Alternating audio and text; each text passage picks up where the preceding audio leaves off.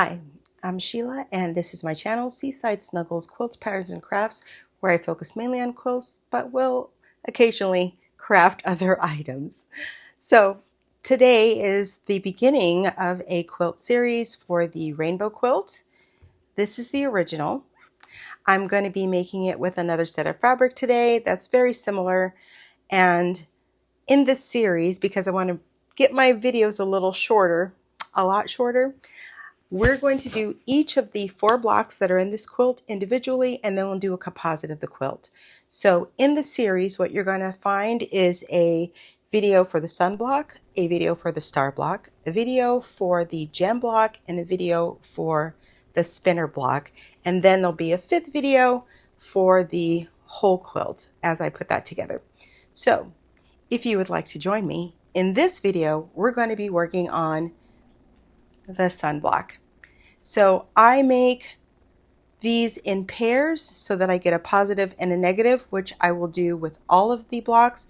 But for the sun block specifically, you're actually going to need all 8 of the half square triangles that's required to make these 2 blocks. Now, all of the blocks are going to be made with 6.5 inch half square triangles. That's the cut size. They'll finish at 6 inches. I use 10-inch squares from 2-layer cakes to make my 6.5 inch half square triangles. But if you find you're having some difficulty, I will give you the measurements to make half square triangles 2 at a time and half square triangles 8 at a time so that you can have a more stable block. So as we get into these blocks, you'll find that the method that I'm using to do these half square triangles is cuts on the bias. So the blocks themselves aren't very stable. If you find that you're having difficulty with these blocks, I do recommend using the 2 or the 8 at a time method. However, for this particular quilt, you can use that extra stretch in your blocks to get things lined up. So it's up to you how you want to approach it. Maybe you want to do this on a small scale first, maybe a baby blanket to see how you like it. But I will provide the numbers for half square triangles 2 at a time, 4 at a time, and 8 at a time. The method I'm using for this quilt is the 4 at a time, and I find it's beneficial at the end. So it's up to you which is more important to you. Now, let's get started with the sun block. I'm starting with 2 10-inch blocks from 2 different layer cakes, and this is using the 4 at a time method of making half square triangles. So I'm just going to place them right sides together, and then I'm just going to sew them all the way around.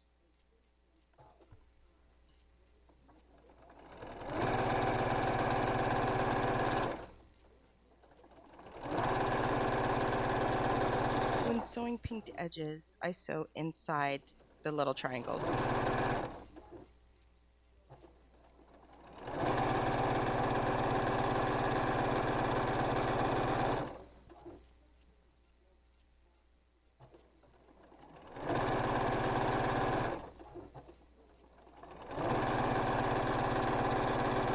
And I sew off the edges so I don't have to be precise with my pivots.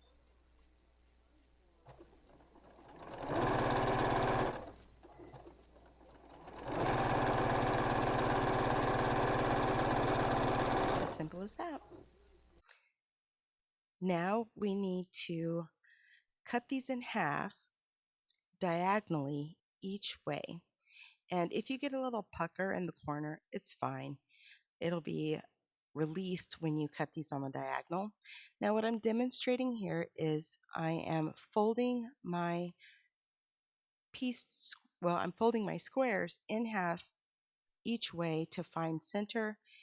If you have a ruler that's long enough to reach from corner to corner, you don't need to do this, but I wanted to demonstrate if you have a ruler that doesn't reach all the way.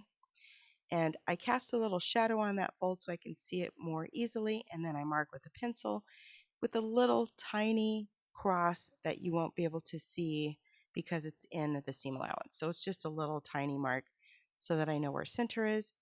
Now, when I line up my ruler, I want to line up the center, I want to line up the 45-degree angle on my ruler, and I try to line up the intersection where my stitches are. Now, I might not be able to get all three, but if I can get two of them and then use the other one as a third reference, it really helps me to get things lined up. Then I use the marking on the ruler along the cut edge to make sure that I get a 90-degree angle in the center of what was the 10-inch block. That's what's going to give you good half square triangles. Now, with the 4 at a time method, you're cutting on the bias, so it's going to be a little stretchy. You might want to, like I did, cut each set individually instead of trying to cut them all at once if you're going to be doing this over time, so that it doesn't have time to get distorted. You know what I mean? Like, you can sew your pairs of 10-inch squares together and then cut them when you're ready to start sewing your blocks. Now, I'm going to iron these in a very specific way. You don't have to do it this way. I find that it makes it easy for nesting my blocks later. To make the sun block, you need 2 sets of 4 half square triangles. So in this case, I'm going to use 2 identical half square triangles to make 2 blocks. I know that sounds confusing. I'm going to have 4 different half square triangles in each block, but I want to have the same 4 in each block because I'm making a positive and a negative, and I need the outside of the opposite block to make the original blocks. So what I'm doing to achieve that is I am pressing my seam allowances in opposite directions, just to make it easier for me later. I've got 2 pressed towards the gray here, and I'm pressing 2 towards the color. And I'm going to try to use those pairs that are pressed in the same direction when I make the positive and negative blocks. If you're only making positive blocks or only making negative blocks, you don't have to do this. You can press these seam allowances in the correct direction when you lay out your blocks. I'm just trying to get ahead of the game here. So now I'm going to square up my half square triangles, and I'm using the tape method on the diagonal to create a little ledge that I can press up against the fold in the seam allowance. And my ruler here is 6.5 inches is what our cut size is going to be for the square. If you don't have a 6.5-inch ruler, you can still use this tape method that I used to make my jigs. You're just going to cut it to 6.5 inches instead of you'll have to use the measurement of 6.5 inches, but it makes the squaring up go so much faster. Now, here I have my pairs of half square triangles, and in doing this sunblock, I'm calling it the sunblock. I'm sure there's many other names for it. The half square triangles here are, again, cut to 6.5 inches. You don't have to have this many. You don't have to have this variety. You only need 4 half square triangles, and, well, you need 8 for the sunblock, so let me take that back. But you do need them to be the same. So I have 2 of the orange in the bottom right corner, 2 in the orange in the top right corner, and I have my seam allowances pressed in opposite directions. So the yellow and that lightest orange are pressed towards the color, and my 2 darker orange ones are pressed away from the color. So I'm going to start with my first block, and I'm going to take off one of each of the other blocks and set them aside. And I'm starting by turning all of the colors toward the middle to make my positive block. And I'm going to sew those together. I'm just going to lay them on top. My seam allowances nest because the way I press them. So I like to nest the entire seam line. to keep myself square. You don't have to do that, but it will make your life easier if you have your seam allowances pressed in opposite directions. So I'm going to go sew them, the top one and the bottom one. And actually, you know what? I'm going to put them on the machine here and then we'll lay out the negative one. So I'm going to place my blocks in the same position that they were for the first block. And this time I'm going to rotate all of the gray toward the center. So since they're in the same location as with the same block, I know that my seam allowances are pressed in opposite directions, so they'll nest together.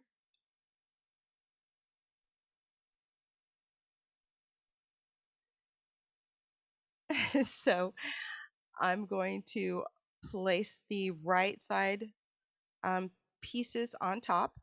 I'm going to nest the entire diagonal line and get that ready to sew. Same thing for this bottom one. And then we can take them to the machine to sew together. So it's pretty easy. I'm not even going to pin them.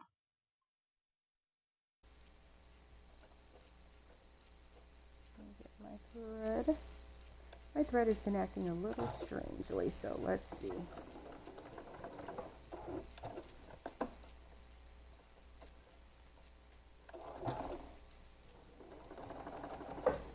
There we go. Now remember that these straight seams, these straight edges are on the bias, so you don't want to put any pressure on them. You just want to let the feed dogs take them through.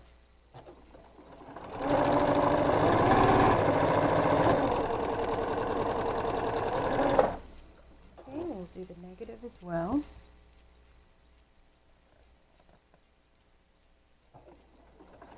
And these don't have to be perfect. These blocks are meant to be easy, so don't sweat the small stuff.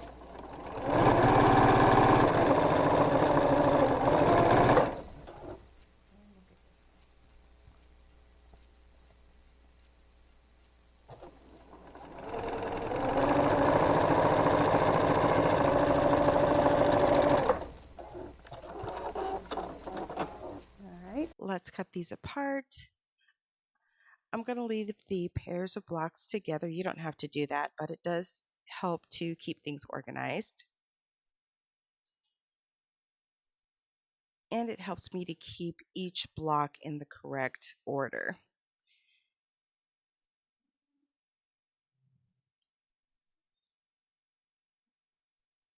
So I'm going to untwist my thread.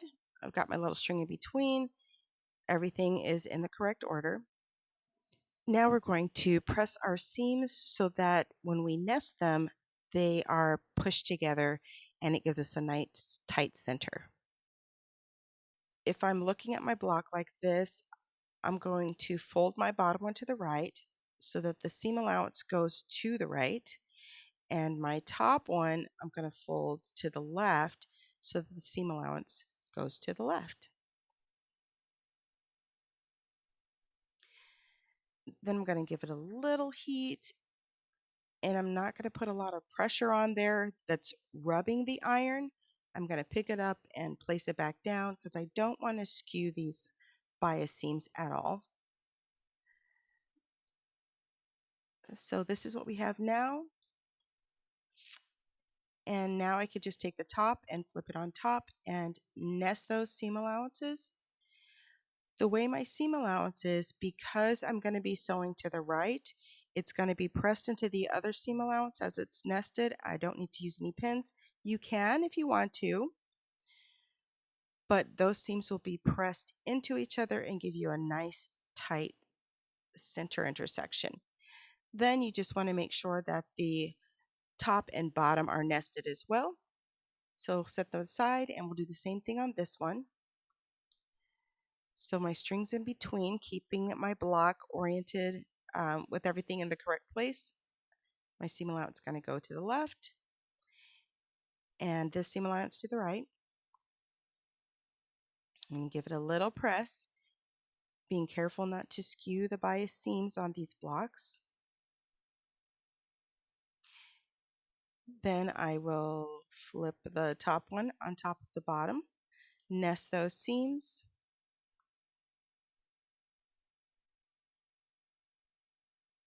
Oh, what you're looking for though is that you have 1/4 of an inch from the top of the diamond to the edge and 1/4 of an inch from the bottom of the diamond to the edge.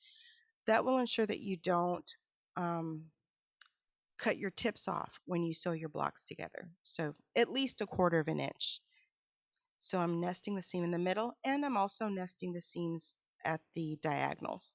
I'm going to rotate it to where I'm sewing, and then it's ready to go. So let's go do that. I used noise canceling here to try to clean up my backup sound, and it just took out everything and made the vocal part sound crazy. So I'm going to voice over this part as well. I nested those top corners, and I'm creeping up on my pin in the center, just sewing straight down. I'm getting my bottom corners of the diamond lined up before I continue, just in case I've got to use that ease to get things lined up. And then I'm just sewing off the end. So let's do the negative as well. We're going to start by making sure those top 2 corners are nested. This one I didn't pin in the center, so I'm checking that the middle is nested before I continue, in case I need to use that ease. Once I get into that seam, then I'm going to line up the bottom seam that's nested, and then I'll finish out the seam. So it's progressive nesting. Works out pretty well. Let's go see what we have. So I have a lot of extra string up here, and the top of my seam there looks pretty bad. So I think I'm going to go fix this. I'm not going to open the seam. I'm just going to press it to one side so I can go ahead and fix this without pulling my stitches out. I'm just going to take it back to the machine and correct it. So you can see how wobbly that beginning of my seam is there. My thread, I figured out what was going on eventually, but I just wanted to get that first part of the seam straightened out. Okay. So yeah, that straightened out a little bit. I'm going to give it some heat because I've got it pretty wrinkled up there. I want to relax it, and then we're just going to open it to one side. I like to finger press initially just to see where everything is. Make sure that my center is nice. And before I use heat, I'm going to come to the bat, and I'm going to, for this one, I split my seam allowance so that all my seam allowances went clockwise. As I got further into the quilt, I just decided to leave it to one side or the other and then adjust it as I was pressing my rows and columns together. So it's up to you. I did get lazy and didn't go through the process of splitting these seam allowances after this block. Remember that we left the thread connecting the top and bottom together, so that thread is still there that needs to be cut, but also my stitches were very tight right there, so I just snipped through the fabric a little bit. But in hindsight, I would say that this was a bit of wasted effort. You do want to press your blocks and get them nice and flat, get your center squared away, make sure that it's straight, but I wouldn't spend a lot of time on flipping seam allowances at this point, because when you're sewing your blocks to one another, you may need to flip them anyway. So here I'm using just a little spritz of water. I don't keep water in my iron anymore because I was getting rust spots, and this is much better. And then notice that I am pressing straight down on the block. When I move the block across, move the iron across the block, I try to lift it and not skew the block. I want to try to keep it square. And again, with these biased eames, which I'm going to keep saying, it's easy to get it skewed. I'm checking all of my corners to make sure that I have at least 1/4 of an inch so that I don't knock them off when I sew my blocks together, and that looked great. So let's do the negative, and we're going to do it the same way. Again, wasted effort to try to get my seams all clockwise. I didn't continue doing this. You can if you like, but I probably wouldn't use the time to do it at this point. If you want to get everything perfect, I would wait until you're putting the blocks, sewing the blocks to one another in case you have to make an adjustment. Because when you lay these out, you may rotate them in a way that all the seam allowances don't nest together. So you'll need to clip and flip all sorts of things when you're putting the blocks together. So don't spend a lot of effort at this point doing what I'm doing here. Do it later. Make efficient use of your time. But look at how tight that center is. See how I have at least 1/4 of an inch all the way around the diamond shape?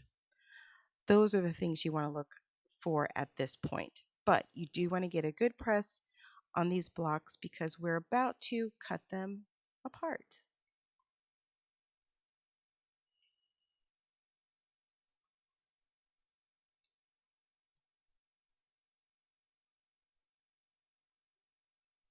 Again, being very careful, you don't want to skew it.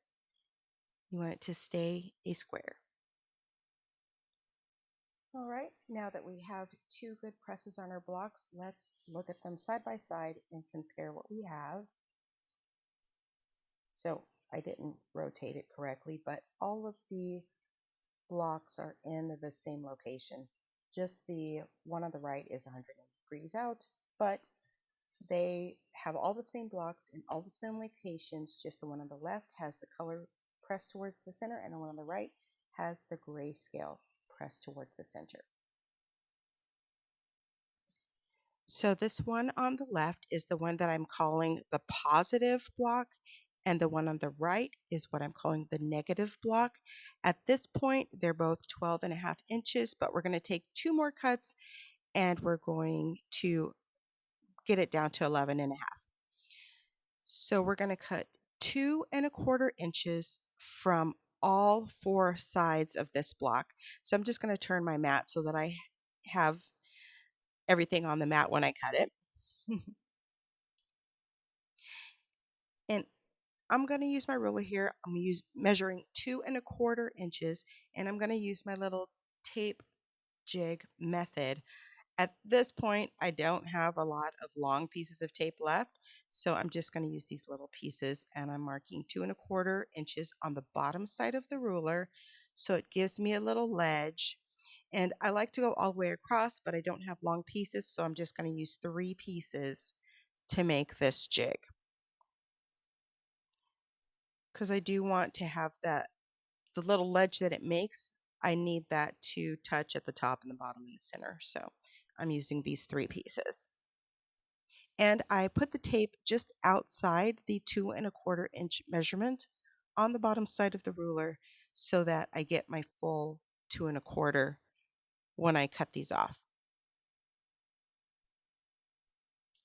So now I can slide this over to the edge of the fabric and it'll stop when everything touches my little tape pieces, and then I can cut it.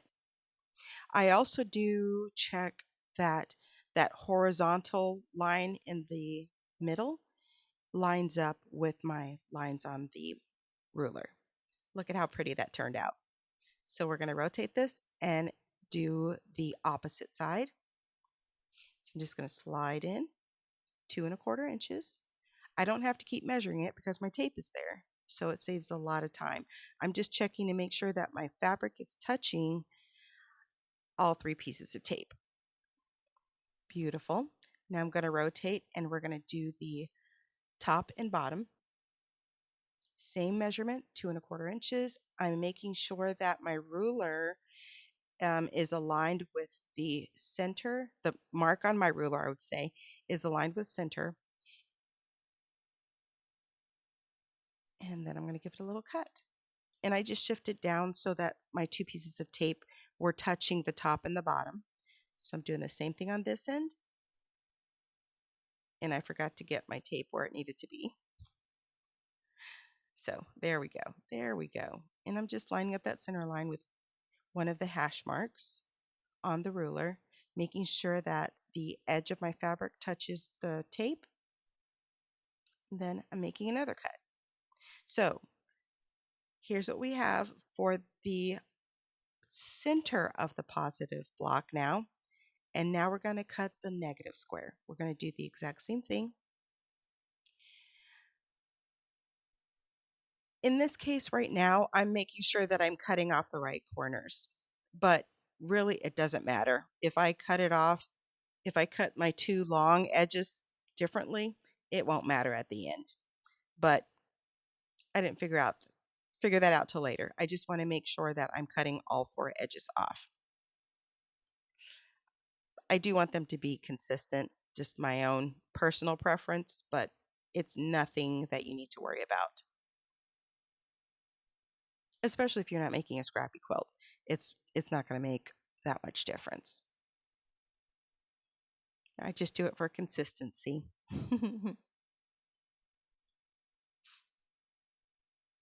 Rotate it, slide into the edge of the fabric, give it a little slice. Now my rulers, I use them so much, I've got a little bow in the middle, so I have to make sure that I put a little pressure in the middle of the ruler when I'm using my jig methods to make sure that that little lip actually does not get on top of the fabric. But you see how much faster this is than trying to measure 2¼ inches each time. It really does make a difference. I hope you'll give it a try. Let me know what you think in the comments down below. So now we have the center of the negative block. And we're going to swap the edges. So here's the positive center, and now I want to gather up the negative edges. So you want the short negative sides first. See how it matches the fabrics that are in the center and the fabrics on the outside?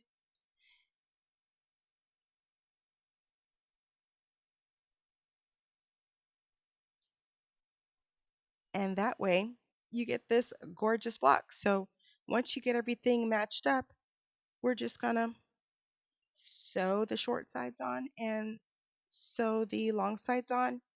Is just my personal preference to make sure that I cut the long sides on the same side. But if I wanted to do something more scrappy, I could just rotate that center block.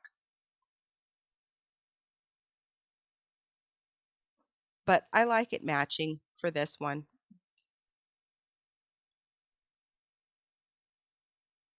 I'm pretty happy. But you can rotate that center around however you like, but I like to match the inside with the outside. So let's look at the negative and see how that's going to be. So I'm sitting it right back on top where it was, but now I'm going to add the cutoffs from the positive block. Short ones first, then the long ones. And this is matching to center.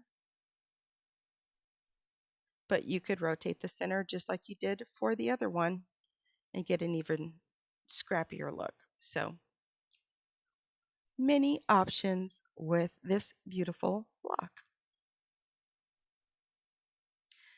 So here I'm just trying to decide what I wanted to do, and I decided to go with the original layout because I'm demonstrating the rainbow quilt pattern as well. So let's stick with what's in the pattern, but you do what you want to do.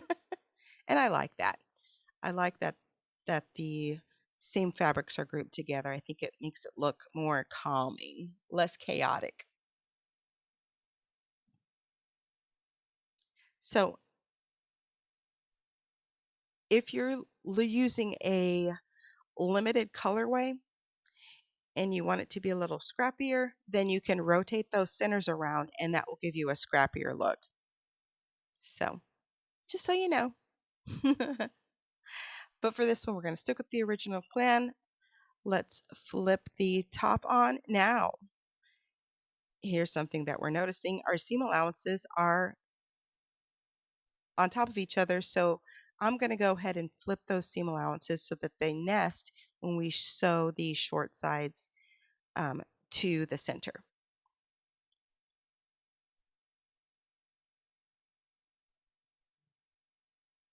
So what I had meant to do earlier when I had half of my seam allowances pressed towards the color and half towards the gray, well, I should have used one piece that was pressed towards the gray and one piece that was pressed towards the color to make this block, but I didn't. So now I've got to flip the seams, just so you know.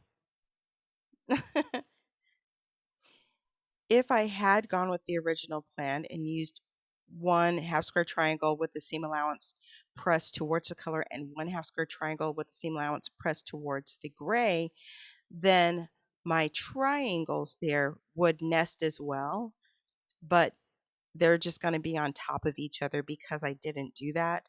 But you're still able to match everything up. It's just not as easy. So just keep that in mind. If you want everything to nest, you need to use, when you're using two of each half square triangle, one should be pressed towards the light and one should be pressed towards the color. But even if you don't, it's still going to work out. So let's set these long pieces aside and we'll set up our positive block the same way we did our negative block. I've rotated the center to get my colors together, and now we need to flip the seam allowances on those short pieces. The smaller your pieces, the easier it is to distort, because remember, we're still working with biased edges, so be careful when you're flipping your seams.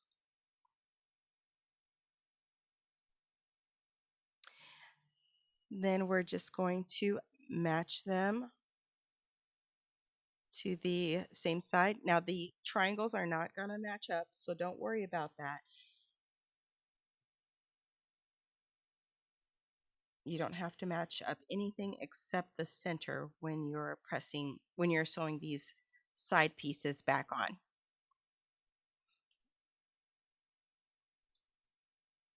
All right, let's sew these.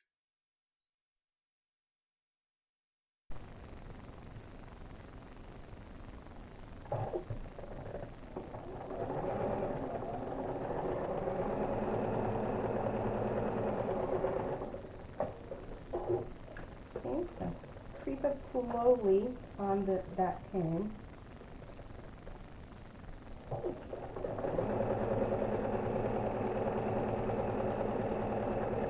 No tugging or pulling. Just let just let the feed dogs take your fabric first.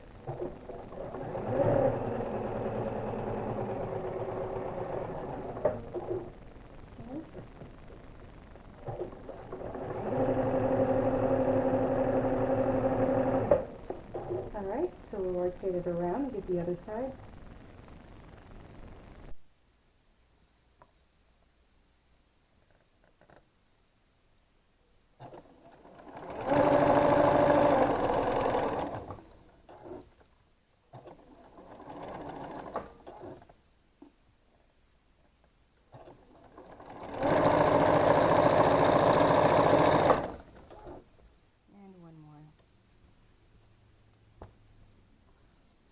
So I just put the pin in the middle and then I align my edges when I'm ready to sew it.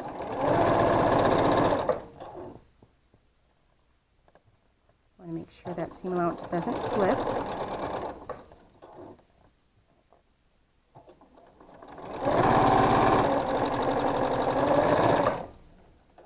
Let's see what we've got. We'll cut these threads apart and let's start with the positive block. My edges are still a little weird there. Let's give this a spritz of water and then we're going to press these. I think we're going to press them to the inside.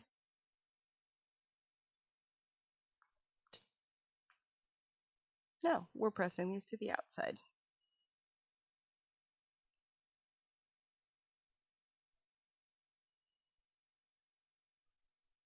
That already looks really nice, don't you think?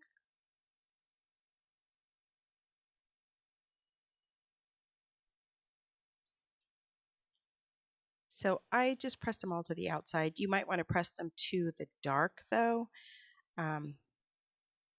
It's up to you. So now I'm going to take my negative edges and I'm going to place them.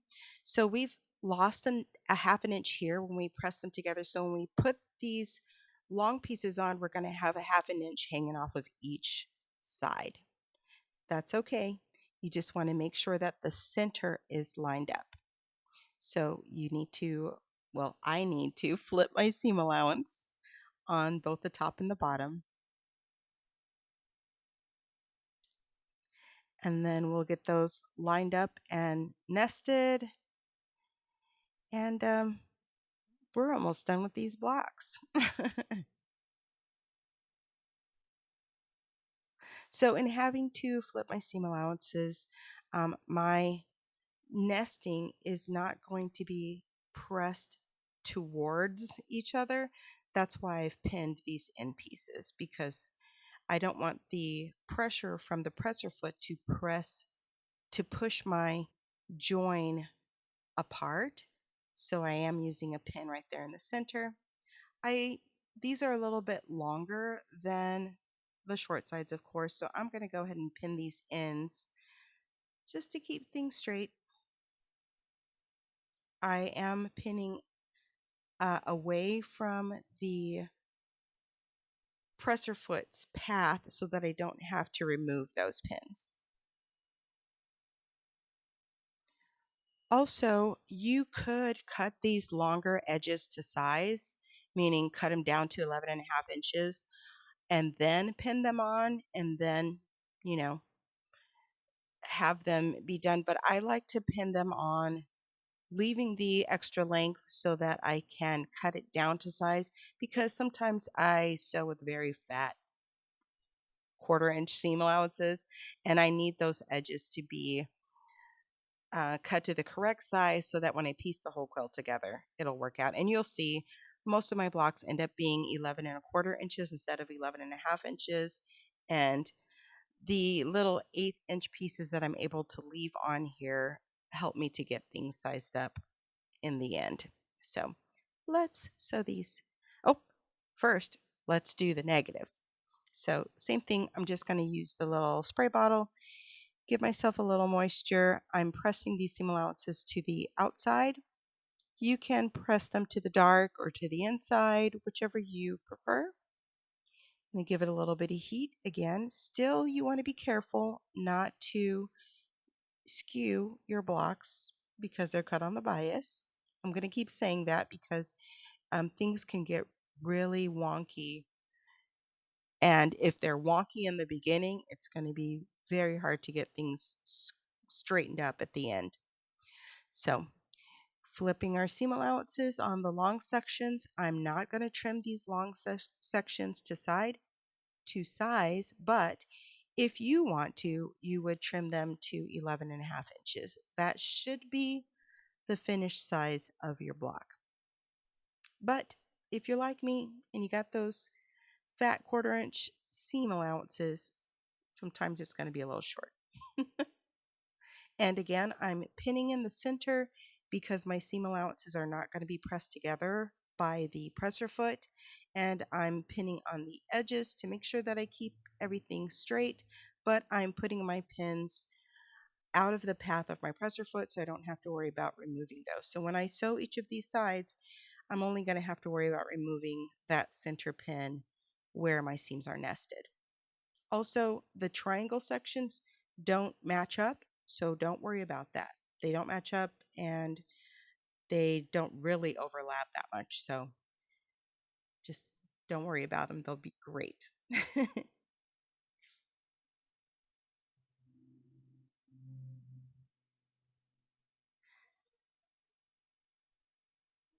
And I just am rotating it around and pinning on the bottom, just being Sheila being weird, but it puts the ball of the pin at the top with me pinning with my right hand, and that way I don't have the pin coming up and stabbing me.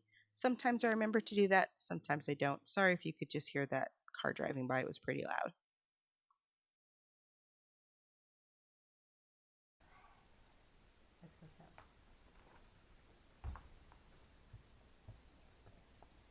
So this is the positive one, and I did not rotate my seams around, my pins around, so the pins are up.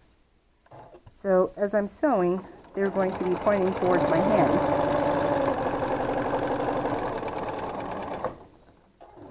Not always fun, not always a good time. If you're working on something large like a quilt,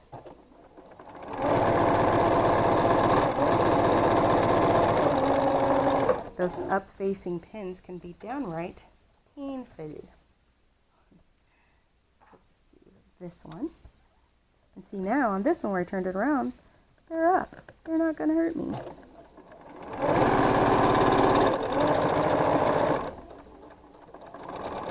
Don't let things get out of control. I was getting a little wild there.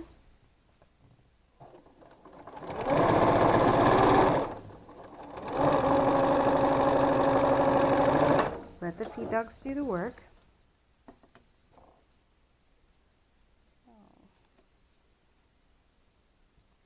My problem could also be the bobbin. I went back to the plastic bobbins because I have thread on this. I went back to a plastic bobbin and I just prefer not to use them.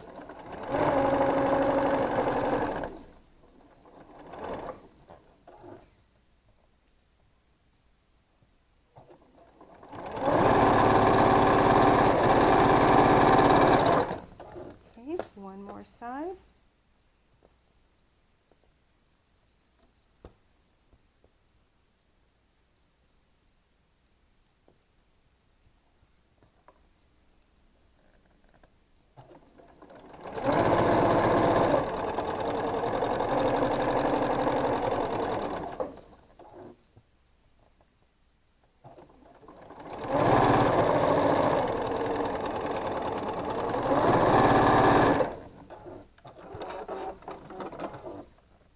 Now I'm going to press these to the outside. A little spritz of water. And this is the positive block.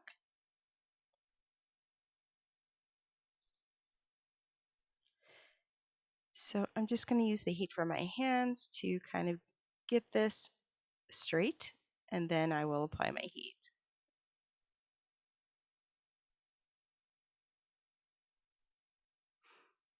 Let's rotate it around. Same thing, I'm going to use the heat from my hand and now the residual heat from the table to finger press this. And then I'll use the heat from the iron. Again, one more time, being careful not to skew it because the edges are cut on the bias. I like it. That's our positive block. So now let's do the negative block. Same thing, spritzing with a little bit of water. I haven't had water in my iron for about 2 years now, and I still press the steam button, just out of habit. So using that residual heat in the table and in my hands to get my seam allowance flipped, and then applying some heat, rotating it around. Same thing. Being careful, you don't want to skew things.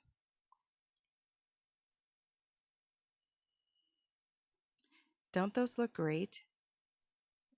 Now we're going to square them.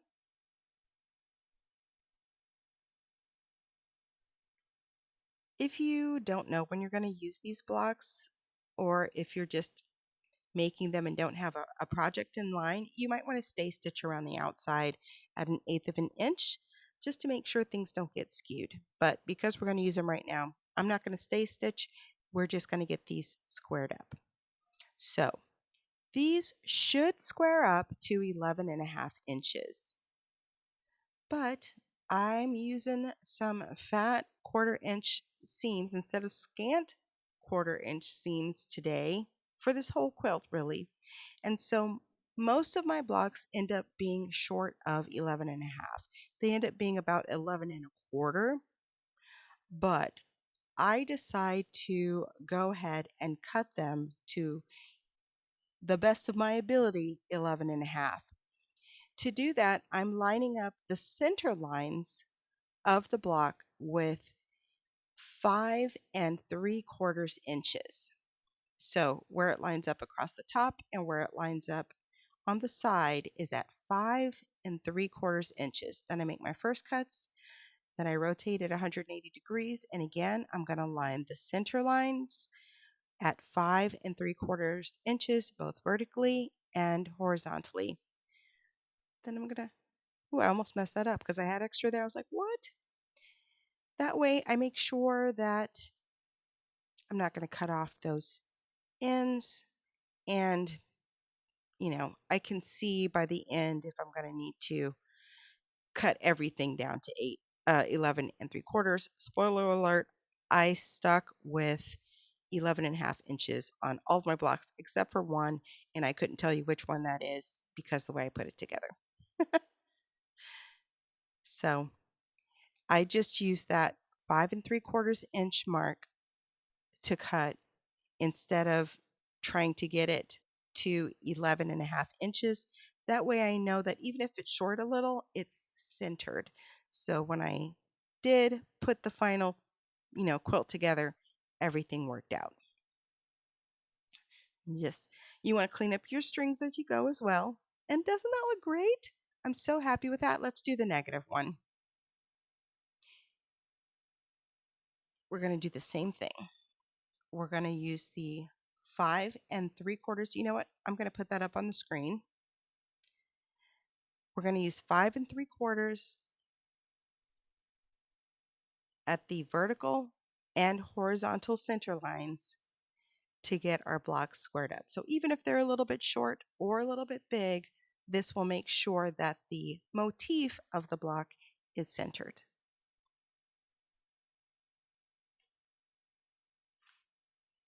Yeah, I really need to get the whole block on the mat though if I'm going to cut anything, right?